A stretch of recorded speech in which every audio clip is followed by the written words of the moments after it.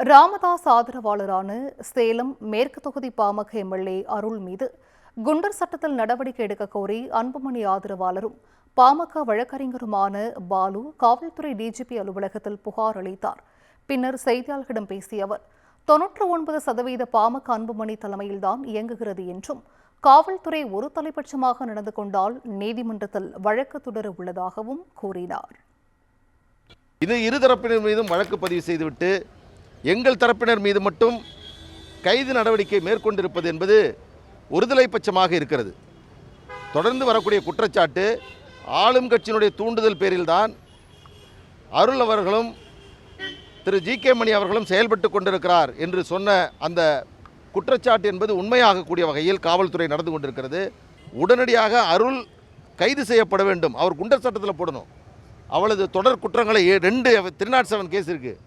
சேலத்தில் இருக்கக்கூடிய உயர் அதிகாரிகளுக்கு மருத்துவர் அன்புமணி ராமதாஸ் அவர்கள் தரப்பில் கைது செய்யப்பட்டு இன்றைக்கு சிறையில் இருக்கக்கூடியவர்களை குண்டர் சட்டத்தில் போடுறதுக்காக நான் 10 லட்ச ரூபா பணம் கொடுத்துட்டேன், நான் யாரை சொல்கிறேனோ அவங்களுக்கு குண்டர் சட்டத்தில் போட போகிறாங்க என்று நேற்று இரவு அவர் பேசியிருக்கிறார்.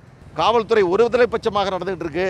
மருத்துவர் அன்புமணி ராமதாஸ் அவர்கள் காவல் உயர்துறை அதிகாரிகளிடம் இதை முறையாக நீங்கள் நடவடிக்கை எடுக்கவில்லை என்று சொன்னால் மிகப்பெரிய போராட்டத்தை பாட்டாளி மக்கள் கட்சி நடத்தும். ஏன்னா 99% பாட்டாளி மக்கள் கட்சி மருத்துவர் அன்புமணி ராமதாஸ் அவருடைய தலைமையிலே இயங்குகிறது.